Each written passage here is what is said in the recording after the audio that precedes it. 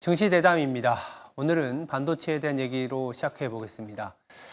최근에 이제 반도체 업황은 여전히 둔화 여부가 있지만 주가는 좀 바닥에 진입한 거 아니냐라는 그런 기대감도 조금씩은 올라오고 있습니다. 차트를 보시면 아시겠지만 차트를 설명을 드리면요. 빨간색은 이 국내 반도체 업종의 PBR, 자산가치 대비한 주가의 레벨이라고 보시면 되고요.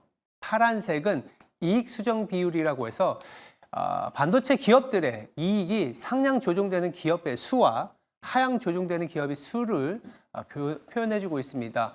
파란색이 올라갈수록 기업 이익 자체에 상향 조정된 기업들이 많아지면서 업황이 좀 더 강화되는 그런 성향을 말씀드릴 수 있을 것 같고요. 하락한다면 업황이 꺾이고 있다고도 볼 수 있겠습니다.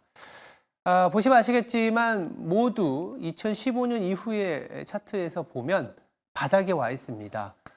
PBR 밸류에이션도 1배가 깨져 있는 상황에서 제가 이제 빨간색 차트로 선으로 좀 그어놨는데 안 좋게 보면 얼마나 안 좋길래 또 바닥에 왔느냐라고도 볼 수 있지만 또 좋게 보면 이 정도 가격이면은 살만한 가격 아니냐라는 기대감 내지는 역발상 투자도 고민해 볼 수 있는 시점입니다. 다만 이제 파란색을 보시면 제가 동그라미를 그려놨는데 원 표시를 보시면 여전히 이 반등을 보이기에는 수정 비율이 하락할 수 있는, 즉 이익이 추가적으로 악화될 수 있는 가능성은 남아 있습니다만 이 주가는 좀 먼저 선반영한 거 아니냐 이런 얘기들이 나오고 있습니다. 물론 트럼프 2.0 시대 본격화되면서 관세 얘기도 슬슬 나오고 있고 간밤에는 또 X의 정부 효율부와 관련된 수장이 반도체 치수법이라든지 IRA에 대한 좀 안 좋은 얘기를 했는데 이 부분까지 포함해서 자세히 좀 다뤄보도록 하겠습니다. 네, 그래서 증시 대담에서는요, 반도체 전반의 시장 점검 그리고 투자 아이디어 챙겨보도록 하겠습니다. 증시 대담 지금 바로 시작하겠습니다.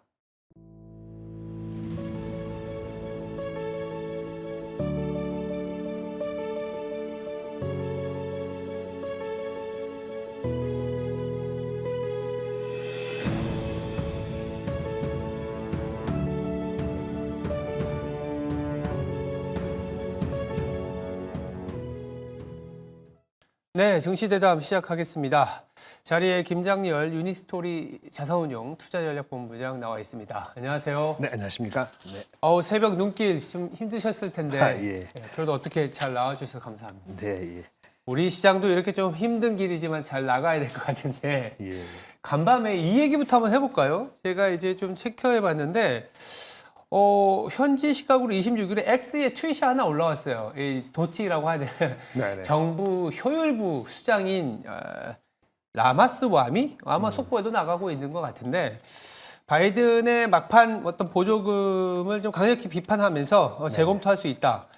당연히 이제 뭐 2차 전지도 그렇지만 칩스법, 반도체와 관련된 또 악재일 수도 있지 않습니까? 그렇죠, 이 부분 있죠. 오늘 우리 시장에 또 바로 반영이 될 수도 있을 것 같은데 어떻게 보세요? 네, 일단은 우리 TSMC는 받았다고 하는 것 같은데 네. 그것도 혹시 뒤집혀질 수 수도 있는지 있죠. 네. 그것도 봐야 되니까 지금 인텔 그전에 인텔도 삭감한다고 나왔잖아요. 네.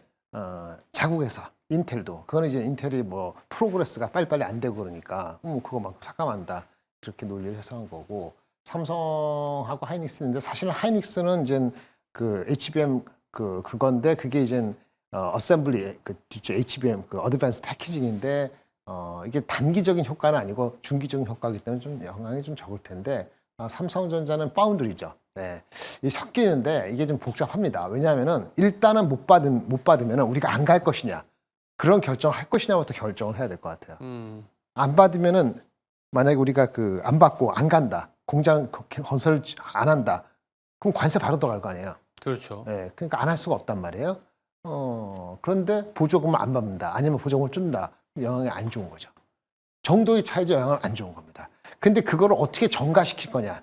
그러면 그렇죠? 보조금 줄고 아니면 또 관세를 받는다 치고 전가시키면은 우리가 마켓쉐어를 더 늘릴 수 있거나 줄일 수 있거나 이건 아니거든요. 반도체 메모리 할 수 있는 업체가 별로 없으니까. 그러니까 메모리의 경우는 거기 마이크론하고 했을 때 결국은 그걸 갖다 쓰는 미국의 테크 업체들이 가격을 우리나라 그 메모리 업체라고 나눠야 돼요. 그러면 이제 그 세트가 됐던 데이터 센터가 됐던 가격의 전가되면 올라가잖아요. 네. 그렇죠? 이게 장기화되면은 그거는 스pen딩에 악영향을 줄 수도 있기 때문에 피드백이 왔다 갔다 하는 거기 때문에 결코 좋은 건 아닙니다. 정도의 차이는 있지만 그 메모리고 삼성전자의 파운드리는 좀 복잡합니다. 왜냐하면 삼성전자의 파운드는 어차피 임팩트가 없었기 때문에 시간을 끌 수도 있어요. 어차피 뭐 나가나 안 되고 나가.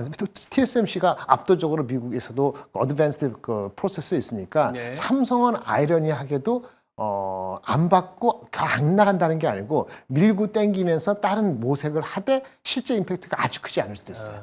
하이닉스 같은 경우는 정가시키거나 마이크론이 있는데 그래서 그런 문제가 있고 그런 문제가 되기 때문에 어쨌든 네거티브한데 삼성은 추가적으로 네거티브하다 할 수는 없지만은 좀 이따 말씀드리겠습니다만 지금 삼성전자 하이닉스는 이 보조금 말고도 사실은 내재적으로 다른 이슈가 더 있기 때문에 그게 더 큰 이슈다. 그건 좀 이따 말씀드리겠습니다. 보조금도 좋은 건 아니에요. 보조금 이런 깎는 것도 좋은 건 아닌데 시간에 따라 갖고 단기적인 이슈보다는 좀 중기적으로 우리가 어떻게 대응할까에 따라 갖고 조금 다를 수 있는데 안 좋은 건 안 좋은 거다. 네. 더 큰 문제는 다른 게 있다. 오늘 그거를 말씀드리려고 합니다.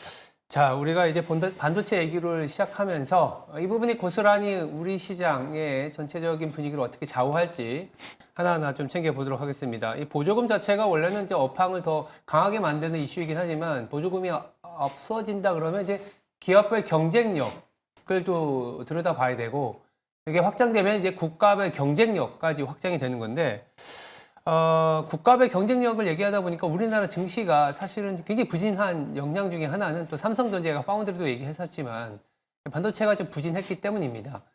연말까지 봤을 때 우리 시장 뭐 그래도 2,500을 넘어서긴 했습니다만 2,500이 지켜질지 그리고 여기서 추가로 상승할 수 있을지 이 부분이 굉장히 고민이 돼요.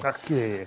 일단 우리가 이제 크게 말하면 두 가지 나누기 어려면 세 가지인데 두 개 좀 묶어서 합시다. 내려가야 되는 게 두 가지가 있고 올라가야 한 가지입니다. 전체적으로 반도체 포함해서 네. 반도체 포함되는 건데 중요하죠. 내려가야 될 것은 뭉탱이로 하면은 국채 수익률하고 원화 달러대 원화 이것이 내려가야 됩니다. 지금 이제 2개월 전하고 대비했을 때 국채 수익률은 오늘 조금 다시 올라갔습니다만은 지금 4.3 정도 되잖아요. 그죠? 근데 이제 10년물 국채 이게 불과 한 2개월 전, 3개월 전 3.67이었거든요. 그러니까 지금 분명히 그 당시보다는 분명히 상황이 좋은 게 아니에요. 그러니까 우리가 지금 전망을 좋게 하려면 4.23이 되는 게 4.0 이하로 조만간 갈 수 있다는 기대감이 있어야 되잖아요. 그게 없다면은 약하다면은 보수로 보는 게 맞죠. 환율도 1,330이었는데 1,400대 돼 있잖아요. 그럼 그것도 수급에는 부정적이잖아요. 물론 이게 나중에 이제 후행적으로 수출업체들한테 좋을 수 있지만 일단 수급에 안 좋은 거잖아요. 그죠. 그러면 일단 환율하고 더 큰 문제는 10년물 국채가 더 내려갈 수 있다는 자신감을 해야 되는데 여기 녹아나는 거는 미국의 여러 가지 정책이 어떻게 시행되느냐에 따른 비저빌리티란 말이에요. 그게 헷갈리면은 시장에는 우리나라 시장에는 유동성 장세로 올 가능성은 별로 없다는 거죠. 그게 부정적인 거고 그다음에 올라가야 될 거는 이익에 대한 전망이죠. 근데 아까 말씀하셨습니다만 한국은 반도체가 중요한데 삼성하이닉스가 이익 전망이 2개월 전보다 그냥 2주 전보다 내려가고 있단 말이에요. 네. 그러면 이제 어떻게 그 2개월 전에 그 환율이 그 1,330이고 국채 수익률이 3.7 금리를 인하하기 시작했을 때 그때보다 환경이 더 안 좋은데 그 당시에 코스피가 2,575거든요. 그지 2,520이잖아요. 바로 갈 수 있겠어요? 그런 생각을 하셔야 되는 거죠. 그러니까 이익 전망이 올라가던 그 국채 수익률이 내려갈 전망이 뚜렷이 보이던. 근데 이제 지금 말씀하신 이 전망이 가장 큰 것이 반도체하고 2차 전지하고 자동차지 않습니까? 주가 흐름과 달리 이익 전망은 뭐 자동차는 잘 모르겠습니다. 그건 또 관세 이슈가 있으니까 어느 것도 원래 예상보다 1, 2개월 전 예상보다 더 높다고 얘기할 수는 없는 거기 때문에 2,500에서 2,600 박스에 갇혔다고 아슬아슬하게 본다. 이렇게 보는 것이 현실적인 것 같고요. 삼성전자 같은 경우는 불과 2개월 전에 48조, 내년 이익입니다. 내년 이익 4분기 제껴놓고. 근데 다 큰 문제는 삼성이나 하이닉스나 1분기가 고비예요. 1분기 전망이 지금 3, 4분기보다 낮습니다. 4, 4분기가 월등하다고 볼 수도 없는 거. 4, 4분기부터 영향을 먹을 수도 있고 1분기까지 내려가기 때문에 이익 전망은 더 내려가는 거기 때문에 주가가 물론 그걸 미리 반영해 갖고 우리나라 내년 성장률이 20몇 %는 꿈도 깨지 마. 10몇 % 맞아. 이런 식으로 해서 2,700이 목을 잡고 있는 그런 거기 때문에 이익 전망에 대한 게 반도체가 됐든 아니면 변압기가 됐든 변압기 작죠. 2차 전지가 됐든 이게 올라가야지 이게 뭐 국채 수익률이 나중에 내려간다 치고 우리 자생력으로 올라가는 거거든요. 거기에 있어가지고 넉넉하지 않다 그러면은 결국은 순환매적인 거. 많이 빠진 거 사고 오른 거 팔고 아니면 실적이 4분기, 1분기에 안정적인 약간 방어주 성격이 있다고 할 수 있는 배당 포함해서 통신주, 밸류업 뭐 이런 거, 소프트웨어, 유틸리티 이런 주식이 그나마 그냥 유지되는 이런 패턴으로 갈 가능성이 있고 조금만 이상한 뉴스 나면 어저께처럼 방산, 조선 이런 방산 같은 게 무너지잖아요. 사실은 실체가 있다기보다는 그런 우려가 앞서니까 그러면 이제 실적에 대한 게 아닌 그런 센티먼트가 하면은 주가는 어떻게 보면 지금 2,500을 버티고 있는 게 용하다고 할 수도 있을 정도라가 단기적으로 맞을 것 같고 아까 말한 것처럼 내려오는 거, 국채에서 내려오거나 실적 전망이 높아지기 전까지는 12월 초 중반 넘어가면 보수적으로 보는 것이 맞다. 저는 그렇게 봅니다. 전체적인 그림을 좀 그려주셨는데요. 기본적으로는 우리 시장의 이익이 하향 조정되고 있고 그 중심에는 반도체가 있습니다. 우리가 국채 얘기를 하고 환율 얘기를 하는 이유는 이 국채는 비용이거든요. 이 비용을 좀 더 뛰어넘는 이익이 나온다면 시장이 흔들리더라도 좀 소위 말해서 좀 땅땅하다 이런 얘기가 나올 텐데 어닝이 하향 조정되다 보니까 국채 수익률이 좀 오르면 좀 뭔가 계속 흔들리고 어닝이 어떤 그 하향 조정이 진행이 되다 보니까 여러 트윗이나 하나의 어떤 뉴스에도 상당한 변동성을 보이는 게 국내 증시입니다. 그 중심에 또 반도체가 또 이익의 하향 조정을 더 가파르게 지속시키고 있기 때문인데 엔비디아 실적 발표 이후에도 힘을 그렇게 내고 있지 못해요. 엔비디아는 엔비디아들고 엔비디아는 뭐 좀 빠졌죠. 그 중국의 뭐 제재한 얼마나 제재를 가할지 모르지만 어차피 그게 아니더라도 엔비디아 대체제, 소프트웨어 주식 이런 쪽으로 가는 분위기였다고 말씀드린 것 같은데 그거 연장선상에서 그런 빌미가 나오니까 지금 PER이 내년도 기준으로 한 4배 정도거든요. 결코 비싸다고 할 수 없습니다만은 그런 부작용이 있다 보니까 엔비디아 빠지고 TSMC 같이 동반하고 이렇게 되는 거라고 말씀을 드리겠고요. 예. 한국은 뭐 오늘 삼성전자는 조직 변동에 대한 얘기가 어저께 기사에 이미 나왔죠. 나오더라고요, 예, 맞아요. 예. 그 정도라도 나온 게 다행이라고 생각할 수 있고 아직은 더 지켜봐야 된다는 얘기 뭐 양분될 수 있다고 봅니다. 반응은요. 뭐 한쪽으로 몰리지는 않을 텐데 좀 반등을 있었죠. 지금 이익 전망이 내년에 40조 간당간당하고 하이닉스가 30조 이하라 그러면은 사실은 조금 더 보수적으로 보면 삼성전자는 38조, 하이닉스는 20한 후반대 밖에 안 나올 수도 있어요. 그러면 ROE가 삼성전자는 한 8, 소각하더라도 10%는 안 됩니다. 한 8, 9%인데 지금 PBR이 이제 0.98이 됐어요. 회복해서.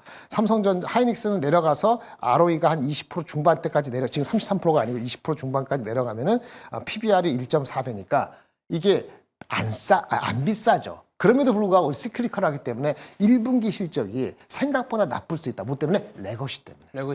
레거시가 생각보다 나빠서 하이닉스 같은 게 지금 지난 분기가 7조였잖아요. 근데 4분기, 1분기인데 1분기 가면은 6조인지 5조인지 모르겠다는 거고 삼성전자는 업그레이드 안 됐습니다만은 9조 버티다가 7조대로 내려갈 수도 있어요. 그렇기 때문에 1분기를 어떻게 버티냐는 건데 그걸 외부적으로 유동성이 오든지 아니면 혁신적인 뭔가 무슨 새로운 고객을 뚫든지 삼성 같은 콜이 확실히 나고 오더를 받는 거죠. 여기에 따라 갖고 삼성전자가 지탱해주는 힘이 있다면 장은 전체적으로 우리나라 장이 무너지지는 않을 것 같은데 힘을 받을 수 있는 자생적인 것이냐는 것은 여전히 다소 하이닉스까지 약간 옆으로 기는 분위기니까 조금 시간이 걸릴 수 있고 그러다 보면은 좀 장기적인 뷰를 봐야 되는데 미국의 그 관세 감사가 되면 장기적인 뷰가 어떨지 모르겠죠. 근데 관세에 들어가면은 어느 섹터는 세이프한 게 없거든요. 근데 오히려 변압기 같은 경우는 세이프할 수도 있어요. 왜냐면 변압기는 수입의 대부분을 40%를 멕시코에서 받았거든요.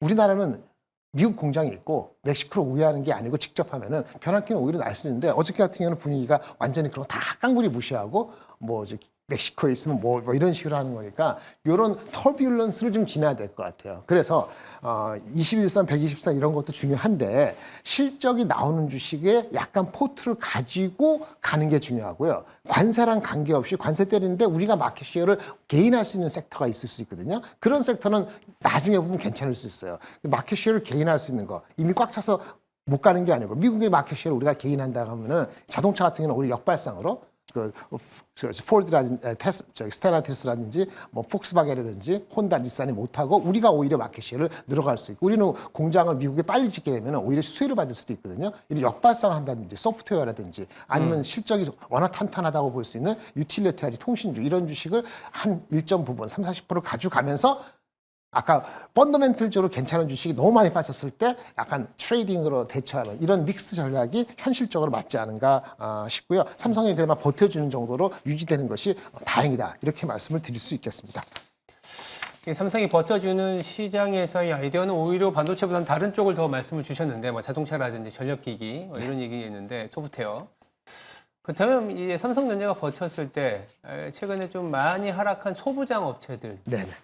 그건 좀 어떻게 봐야 될까요? 안 좋죠. 왜냐하면 안 지금 좋다. 그 미국의 뭐 보조금 어쩌고저쩌고 하면은 보세요.